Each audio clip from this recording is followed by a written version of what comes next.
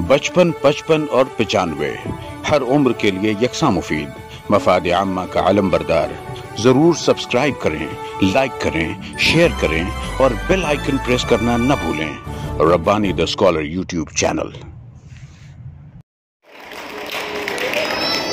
मैं उस्ताद असातिज़ा तंज़ मज़ा के शायर आली जनाब ज़हीर इब्न कुदसी साहब को कि हमें तालीम देते हैं, हमारी फिक्र करते हैं, हमें तालीम देते हैं, हमारी फिक्र करते हैं, हमें सर से पांव तक मिसालें फिक्र करते हैं। इन्हीं के दम से मुझमें बोलने का हौसला है कि मैं तो 4 लोगों में इन्हीं का जिक्र करता हूँ। ज़हीर इब्न कुदसी साहब।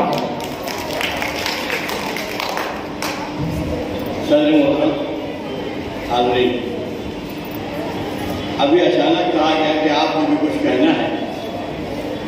मैं हारून बी साहब का मैंने जिक्र किया।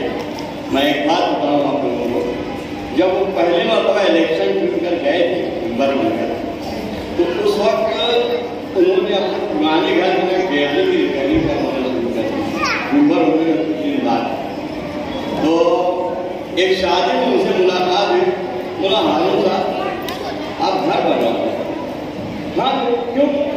अरे बोला, मेंबर बने आदमी भी नहीं।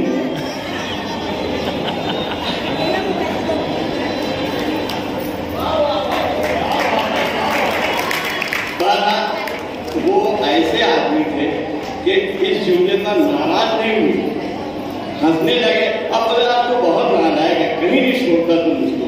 मोहम्मद साहब एक काम और मैं उसके आगे एक जुमला और बोल देता हूँ कि जब कोई काउंसलर जब बिल्डिंग बना ले तो उस पर लिख दिया करे काउंसिल, तो उसका बहुत उसके लिए अक्सर उसका जिक्र किया करते थे। और उसके बाद मैं मुबारकबाद दूंगा तमाम लोगों को। और एक नया लतीफ़ा जो मेरे पास आया वो मैं सुना देना चाहता हूँ, उसके बाद मेरी बात खत्म हो जाएगी। हो सकता है कोई लोग तक पहुँच भी गया हो। एक मौलवी साहब बहुत गुस्से में मदरसे में दाखिल हुए, बैठे, बोले आज मैं तुम लोगों का टेस्ट लूंगा। ये उनकी क्लास थी। बोले आज मैं तुम लोगों का टेस्ट लूंगा। एक लड़का है, क्या नाम है तेरा? मोहम्मद यूसुफ। क्या सूरह यूसुफ सुना?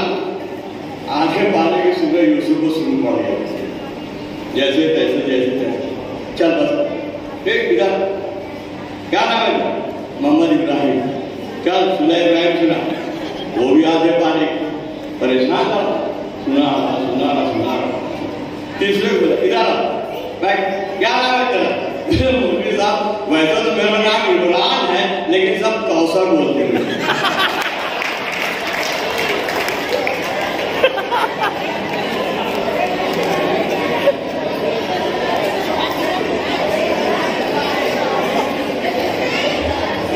अब इंतहाई अदब और एहतराम के साथ सदारत के खुतबे के लिए मैं शहर अजीज के मशहूर डॉक्टर सर्जन आली डॉक्टर साहब को कि कहीं रेशम कहीं अतलस, कहीं रेशम कहीं अतलस, कहीं खुशबू रख दूं। ये तमन्ना है तेरी याद को हर सू रख दूं। ये तबस्सुम, ये तकल्लुम, ये नफासत जी में आता है आज तुम्हारा नाम उर्दू रखूं। सईद अहमद फरानी साहब आपके सामने। डिस्कस के सदर और मेरे बड़े अजीज दोस्त आसिफ मोमिन साहब, जमील कराती साहब, शकील सर ज़हीर कुदसी, खालिद जलाल साहब, शकील मोमिन सिराजुल्लाह साहब, असातिज़ा इकराम और मेरे बच्चों, इससे पहले कि मैं अपनी बात करूँ, मैं उस बच्चे की बात, वो छोटा सा बच्चा जो मुर्गी बनकर आया था, उनसे मिलने के लिए आया। मैंने बोला, बच्चे तुम तो बड़ी गहरी बात करते हो कि ज़्यादा अंडे देने से फिगर खराब हो जाती है। बोले सर मैंने तो वो बात वही बना दी थी। बोला क्यों? बोले दरअसल मैं मुर्गा हूँ, अंडा कहाँ से दे पाऊंगा, इसीलिए मैंने बात बना दी। देखिए हंस रहे मुस्कुरा रहे माशाअल्लाह। आज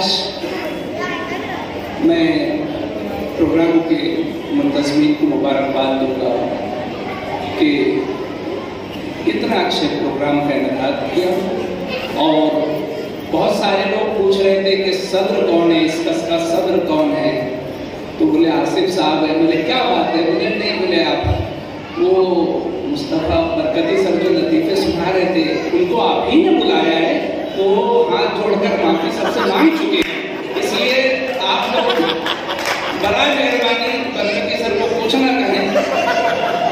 बरकती सर, मैंने लतीफ़ों की दुनिया में पहला यानी मौका था कि अपने लतीफ़े से वो खुद ही सबसे ज़्यादा महसूस हो रहे थे, सामईन कम ही महसूस हुए। लेकिन ऐसा होता है भाई, सबके साथ होता है, कभी कभी लोग भी जो है ऐसे लतीफ़े सुनाने बैठ जाते हैं और जब सामईन हंसती नहीं है, जब क्या गुजरती है मुझे मालूम, मुझे पता है कि क्या गुजरती है। ये जो एक प्रोग्राम का किया था कि 2-3 मिनट का एक लतीफ़ों को ड्रामा करने का, अब आप समझिए कि इसका इम्पोर्टेंस कितना है। इसके कई सारे इम्पोर्टेंस है। एक तो इम्पोर्टेंस ये है कि बच्चों को कॉन्फिडेंस आता है स्टेज पर आने के लिए, समझ रहे?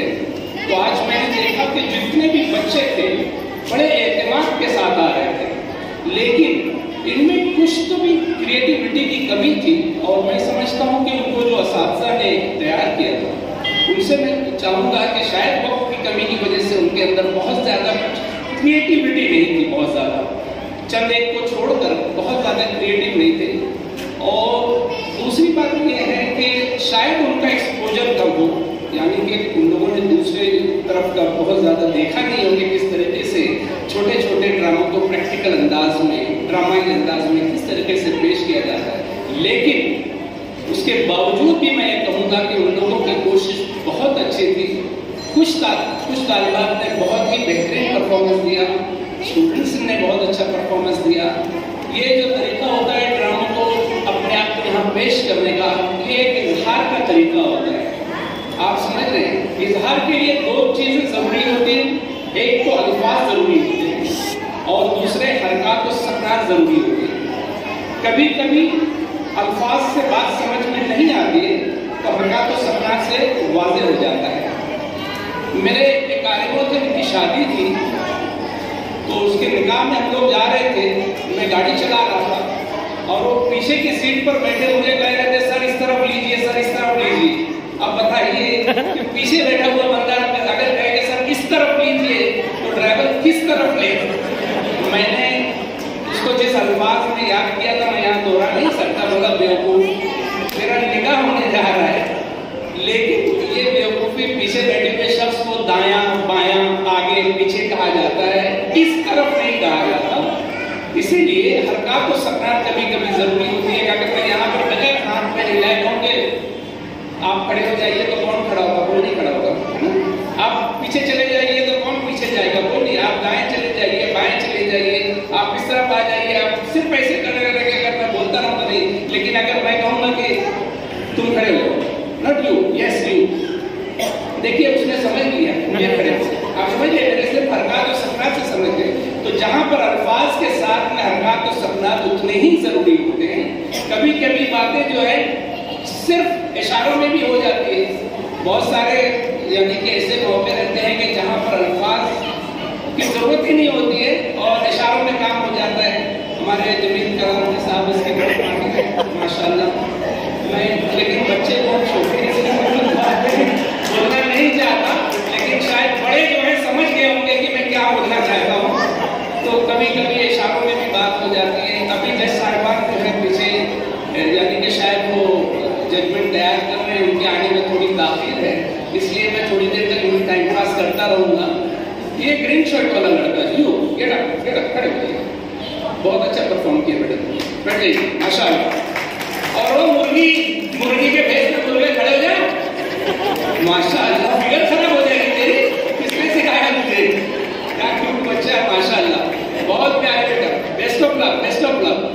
देखिए ये बच्चों में जो है आजकल मुझे खुशी इस बात की है कि जितनी देर ये 2-2.5 घंटा प्रोग्राम चलता रहा, उतनी देर कम से कम ये बच्चे मोबाइल से दूर तो बैठे कम से कम। इस तरीके की एक्टिविटी होते रहना चाहिए।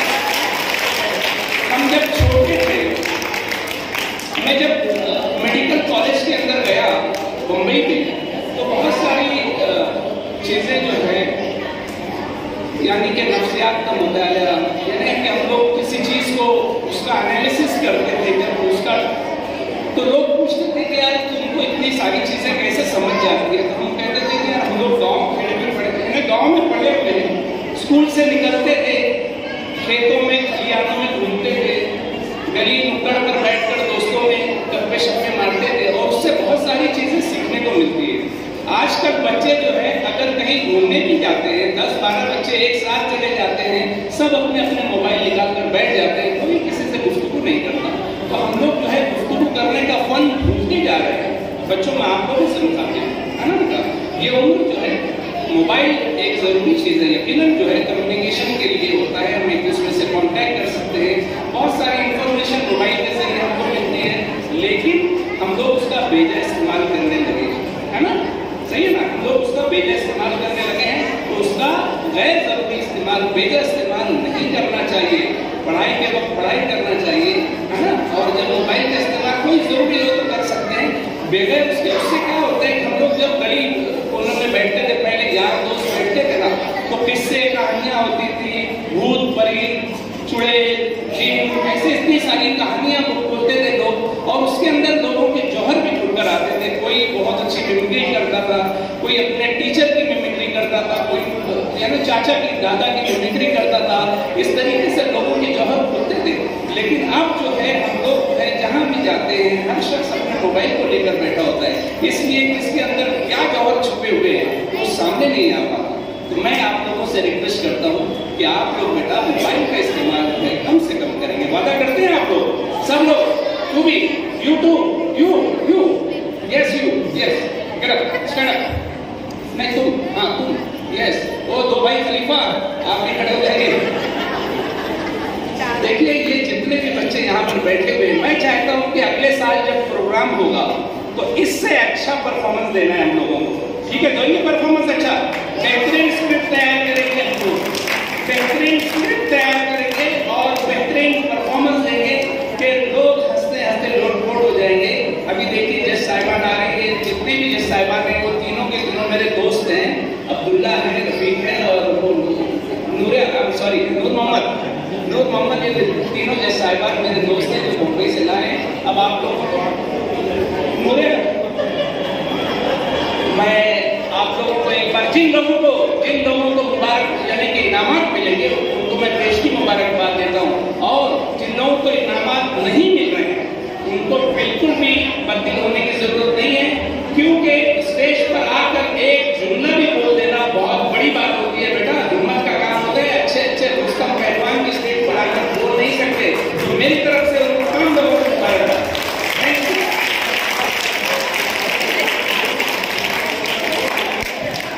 बचपन, 55 और 95 हर उम्र के लिए यकसा मुफीद, मफाद आम्मा का आलम बरदार। जरूर सब्सक्राइब करें, लाइक करें, शेयर करें और बेल आइकन प्रेस करना न भूलें।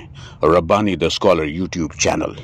Rabbani the scholar YouTube channel इल्मी, अदबी, दीनी, मिली, समाजी, सकाफती, तहजीबी, फलाही, तिब्बी, फ़न्नी, माशी, तिजारती, माशरती, इंतज़ामी, इनकलाबी, तहरीकी, तहकीकी, तकनीकी, तफ्तीशी, तामीरी, तालीमी व मालूमाती यूट्यूब चैनल ज़रूर सब्सक्राइब करें, लाइक करें, शेयर करें और बेल आइकन प्रेस करें। Rabbani the scholar YouTube channel.